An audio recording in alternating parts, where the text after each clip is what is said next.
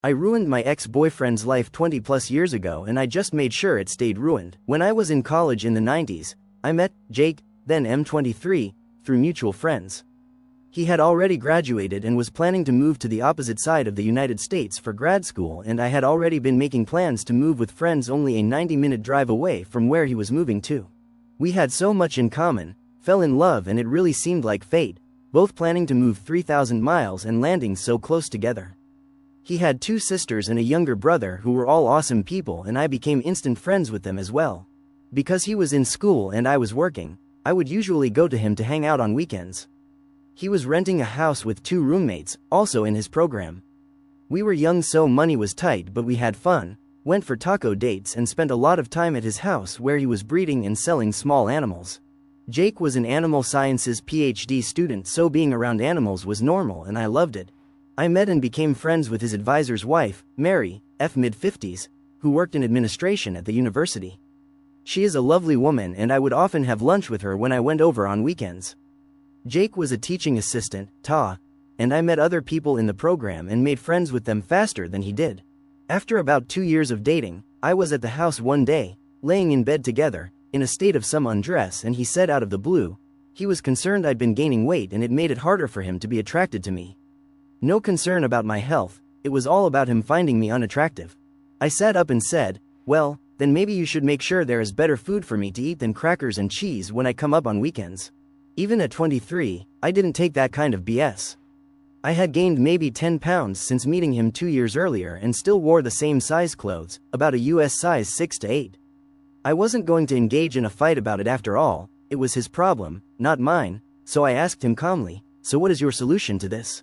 He stared at me blankly and said, well, I guess that you should try to lose weight, and I said, nah, I'm not going to do that, so what are you going to do about it? He said, well, I guess nothing, I wanted to let you know how I feel, and I said, cool, thank you, put my clothes back on, went to sleep and drove home the next day as usual. We keep dating and about 3 months later he called me and said he wanted to break up after close to 3 years. The reason, and I quote, you don't know enough about science. He felt like he couldn't have a conversation with me about his work where he didn't have to use common names for animals instead of scientific ones. I said, well, that's bullshit, what's the real reason? He said it was the real reason. He came to see me a month later to return something of mine and I confronted him, demanding the real reason. He finally admitted he had been seeing one of his undergrad students, let's call her Meg, a 19-year-old. He was then 26 and her teacher. I screamed at him to leave. My roommate threatened to throw him off our second-floor balcony if he didn't go, and he left.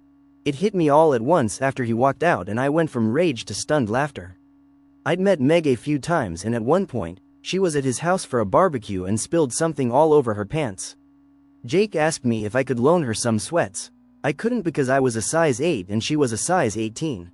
Nothing wrong with that, at all, but the point is, I realized he made those comments about my weight to try and get me to break up with him because he was a coward. He clearly liked a big gal. Although, when he'd said those things to me about my weight it was 1 a.m. I lived about 95 miles away and we had just had sex, so I don't know how he thought this would go. Even in hindsight, it perplexes me. Did he think I was going to break up with him and storm off into the night and drive for an hour and a half? Anyway, I emailed his roommates, it was the early 2000s, it's how you communicated anything you didn't want to say on the phone. I wanted to let them know we'd broken up and that they were always lovely to me and thanked them for being friends. They both admitted they knew about Meg and were the ones to demand that Jake tell me or they would. That's when he broke up with me with the lame, you don't understand science excuse. One of his roommate, a super nice, super cute guy named George, offered to help me get a few things still at their house that he had collected for me away from around the house. He suggested I come up for the weekend, we go out and drink and have a good time, all the things Jake didn't want to waste money on, and I said sure. So I went up and George let me into the house while Jake was gone. I took photos of all of his animals because while I might not be a PhD student, I paid attention and I knew he had an endangered species in his care. He wasn't breeding it, it was an unreleasable animal he had taken in from a rescue organization. There was paperwork he had to submit with a $25 fee and he refused to do it, saying he didn't want the government in his business. I took photos of that animal, all his breeding conditions, and a photo of an animal not allowed in the state which was in a tank, right next to a window and visible from outside. I then went out for a night on the town with George. We stumbled in early, around midnight, so Jake and Meg, who were watching TV, would see me in a short dress, drunk, and George practically carrying me. I spent the night in George's room. He was a total gentleman but made sure to leave the room and parade past them in his boxers a few times, and we giggled and moaned loudly so they could hear us. When I went to leave the next morning, Jake said I didn't have to act like a whore in front of him as I ate a donut slowly in my rumpled dress with messy hair while George beamed at me and then planted a kiss on my head. Meg looked ashamed, not quite knowing where to look, and I said have fun with my leftovers and walked out. I wanted to think the petty, loud, hookup, and a few juvenile insults was my revenge. It was not. The next day I had my photos developed, the good old days, and called the State Office of Fish and Wildlife. I reported the animals in the house, the potential overcrowding of breeding animals, and the 2 animals he shouldn't legally have at all in the state, and asked them how to make a report. Turns out Jake wasn't well liked by his peers in his program, or by his roommates, but I was. George had suggested that he and their other roommate could submit complaints to the university that a TA was sleeping with one of his students and showing her favoritism. The night we were out at the bars, we made sure to tell the story to anyone who they knew. They made sure all the women in his classes knew he was sleeping with Meg. It wasn't a large program, so people knew fast he had cheated and was now dating his student.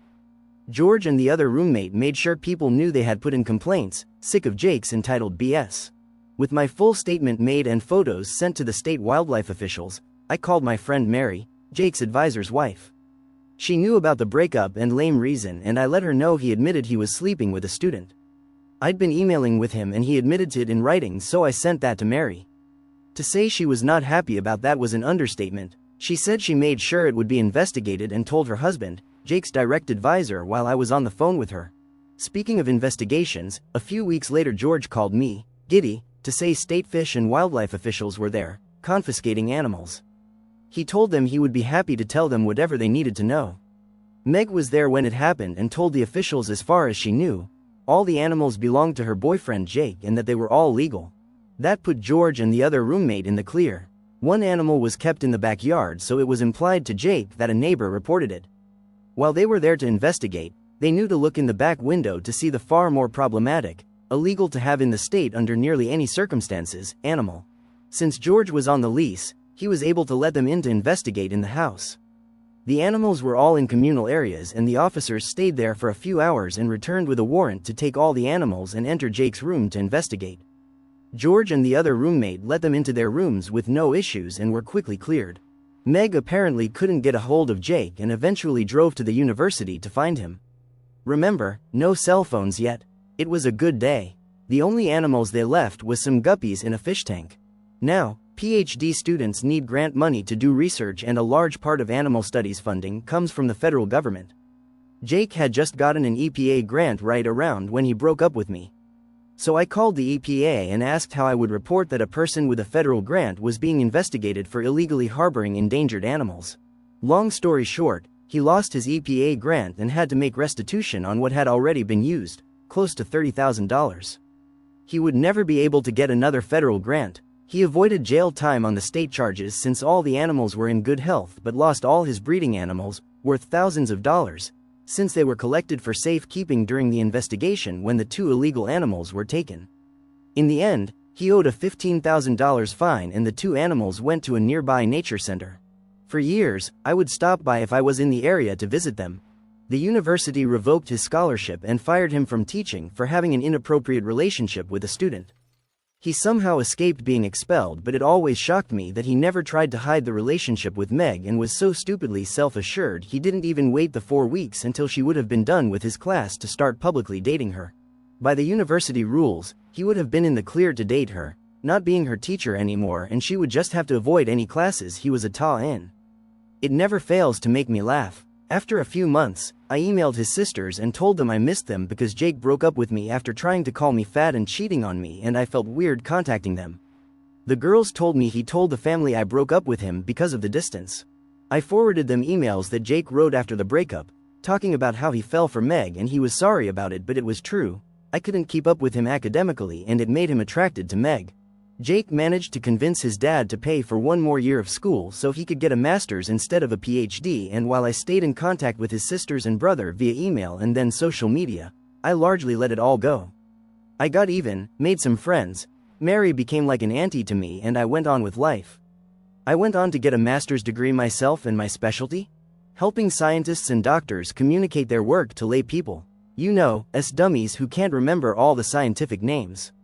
I swear, it happened by accident, not design, but I love it and I work with everyone from small-town doctors and nurses to pharmaceutical companies to museums to state and federal governments to film and TV producers.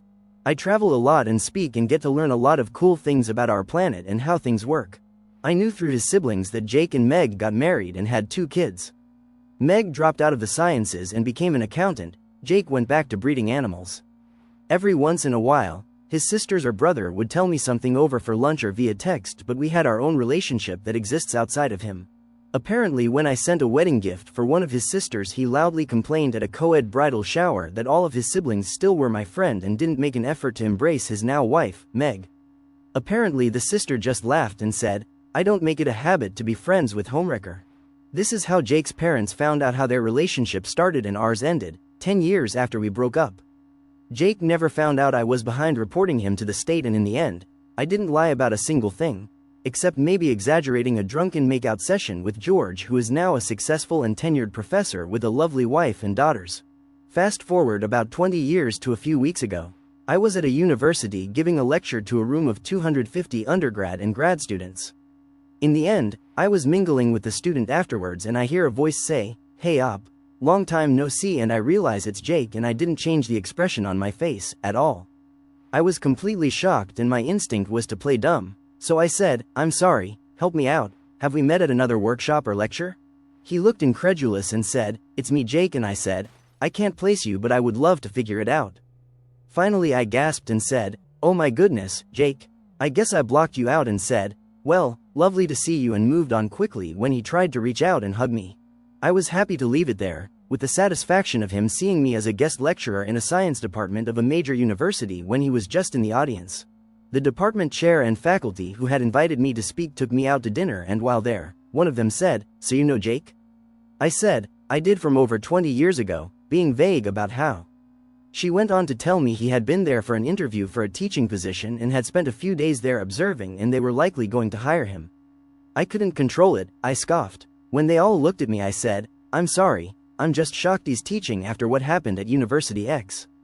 They said, "What happened?" and I said, "He was sleeping with a 19-year-old student when he was 26 and he had to leave the program without a PhD because he couldn't afford to stay after losing his scholarship."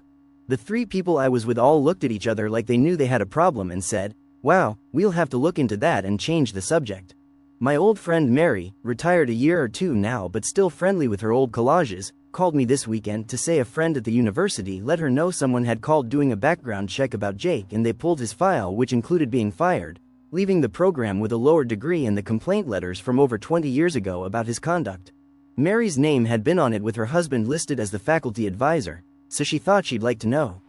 As a bonus, it had a copy of his arrest record for the illegal animals. I guess his dad had paid for a decent lawyer to get the record expunged after the charges were reduced, and he paid the fines so it doesn't show up on a standard background check. I don't think he's going to get that job, so I will return to my life, content that the universe comes through sometimes, especially if you give it a little nudge now and then. The best revenge is when you don't have to do anything wrong, you just have to help direct knowledge to the right places. If there is anything I can impart to any young women and men reading this, as I shimmy happily into my now size 10 pants, it's that, if someone who is supposed to love you complains about your weight or looks, that is their problem to fix mentally, not yours, and maybe it's time to check out what they are doing behind your back or simply move on. Remember though, it is their flaw, not yours. If Jake hadn't been a coward and tried to make me break up with him and just ended things with me in a mature way, I might not have found out about Meg and turned his own wickedness back on himself.